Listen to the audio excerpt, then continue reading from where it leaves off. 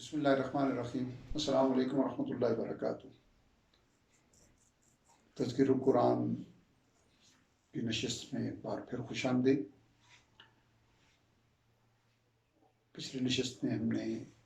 قرآن حکیم کی تلاوت کی اہمیت اور ضرورت پہ گفتگو کی۔ انشاءاللہ العزیز اس نشست میں قرآن حکیم کی تلاوت کے اثرات پر گفتگو کریں گے۔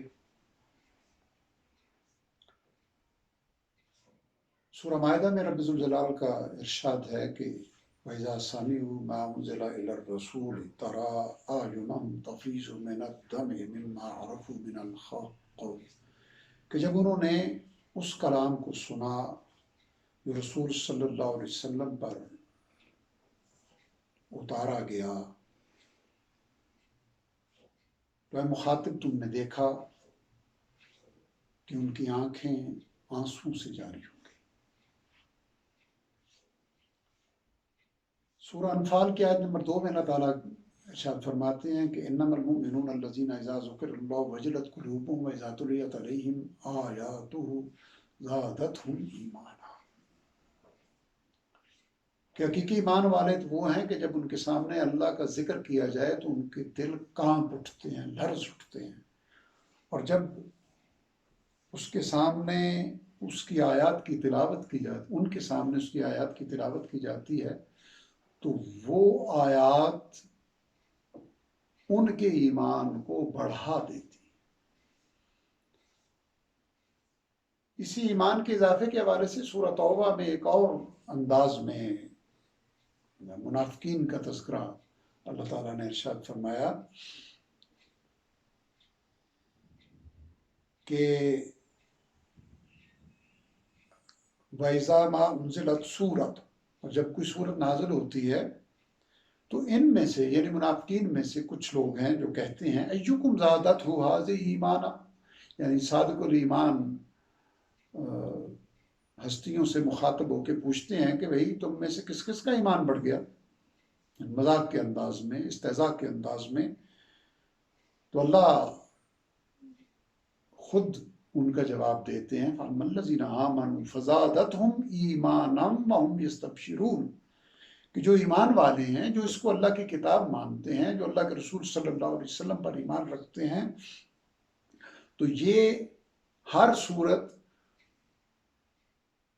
ہر آیت ان کے ایمان کو بڑھاتی بھی ہے، اور وہ اس تلاوت سے، اس سماعت سے خوشخبریاں بھی پاتے ہیں، وہ خوش بھی ہوتے ہیں۔ اسی طرح سورہ زمر میں اللہ تعالیٰ ارشاد فرماتے ہیں کہ اللہ نزل احسن الحدیث، اللہ نے ایک بہترین کلام نازل فرمایا، کتابم متشابہم مثانی، ایک ایسی کتاب جس کے مضامین باہم ملتے جلتے ہیں، بار بار دہرائے جاتے ہیں، تقشعر منہ جلود الذین یخشون ربہم، جس کی تلاوت سے ان لوگوں کے رونگٹے، جسم کے رونگٹے کھڑے ہو جاتے ہیں جو اپنے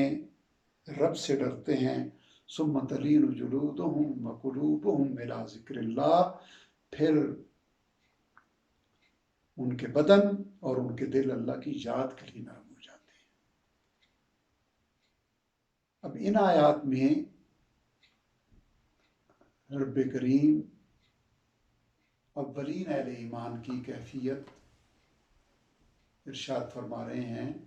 کہ ایمان والے جب قرآن سنتے ہیں تو ان کی آنکھوں سے آنسو جاری ہو جاتے ہیں۔ ایمان والے جب قرآن کی آیتیں سنتے ہیں تو ان کا ایمان بڑھتا ہے۔ ایمان والے جب قرآن کی تلاوت کرتے ہیں تو ان کے جسم کے رونگٹے کھڑے ہو جاتے ہیں۔ لیکن یہ کیفیت ہمارے ہاں کیوں نہیں ہوتی؟ اس لیے کہ ہم قرآن کی تلاوت جب کرتے ہیں تو چونکہ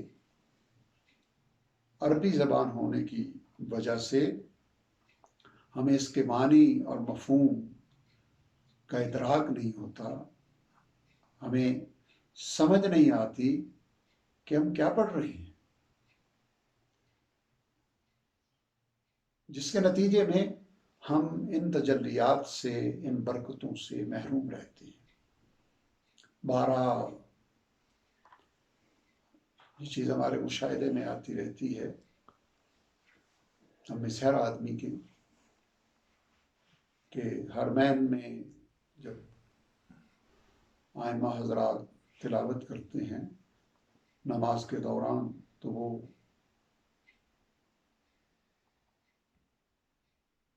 شدت گریہ کی وجہ سے نماز کے دوران رونا شروع کر دیتے ہیں۔ اور مقتدیوں میں سے بھی کئی لوگ جن کو سمجھ آتی ہے وہ بھی، اور جن کو نہیں سمجھ آتی اس خاص ماحول کی وجہ سے وہ بھی رونا شروع کر دیتے ہیں۔ ایک عام اعتبار سے اگر ہم بات کو سمجھیں، تو اگر کسی باپ کو اس کے پیارے بیٹے کے بارے میں کوئی غمناک خبر کسی اجنبی زبان میں دے دی جائے، تو لامحالہ اس کے چہرے پہ کسی طرح کے غم کے اثرات نہیں آئیں گے، اس لیے کہ اسے معلوم ہی نہیں کہ کتنی بڑی خبر اسے سنا دی گئی۔ قرآن حکیم ہماری اس زندگی کے بارے میں اور حقیقی زندگی کے بارے میں وہ تصویر کشی ہمارے سامنے پیش فرماتا ہے، لیکن ہم زبان نہ سمجھنے کی وجہ سے اس کے اثرات سے محروم رہتے ہیں۔ قرآن حکیم کی تلاوت کو معمول بنانا ایمان کا تقاضا ہے، اور اسی طرح قرآن حکیم کی تلاوت اس طرح کی جائے کہ جب ہم تلاوت کریں تو اس کے اثرات ہمارے دلوں پہ، ہماری آنکھوں پہ، ہمارے جسموں پہ، اور پھر ہمارے اعمال کی صورت میں ظاہر ہوں، تو جبھی قرآن ہمارا سفارشی بنے گا۔ ایک روایت نبی کریم صلی اللہ علیہ وسلم سے رمضان کے حوالے سے ہے کہ روزہ اور قرآن شفاعت کریں گے بندے کی۔ روزہ کہے گا کہ باری تعالیٰ میں نے اسے دن بھر بھوکا رکھا، میری سفارش اس کے حق میں قبول فرما، اور قرآن کہے گا میں نے رات بھر اس کو نیند سے دور رکھا، میری سفارش اس کے حق میں قبول فرما۔ اللہ تعالیٰ دونوں کی سفارش کو قبول فرمائیں گے۔ تو قرآن حکیم کی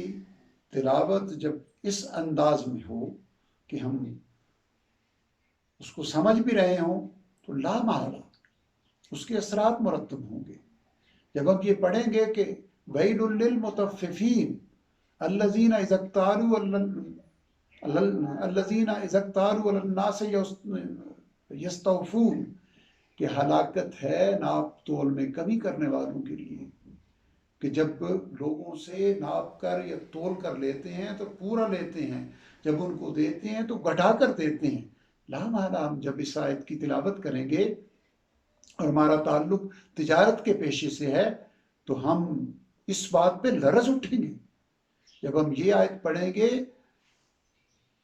کہ ڈرو اس دن سے، واتقوا یوم لا تجزی نفس عن نفس شیئا، ڈرو اس دن سے جس دن کوئی شخص کسی شخص کا بدلہ نہیں بنے گا۔ جب ہم یہ پڑھیں گے یا ایھا الناس اتقوا ربکم ان زلزلۃ الساعۃ شیء عظیم،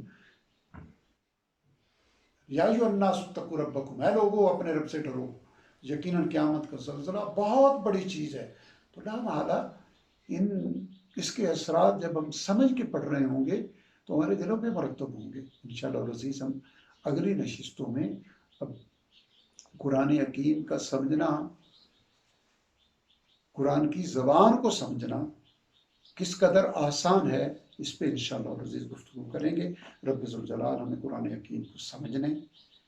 اس کی تجلیات ہمارے دلوں پر مرتب ہونے اور اس کو اپنے عمل میں لانے کی ہمیں توفیق عطا فرمائے۔ وآخر دعوانا الحمدللہ۔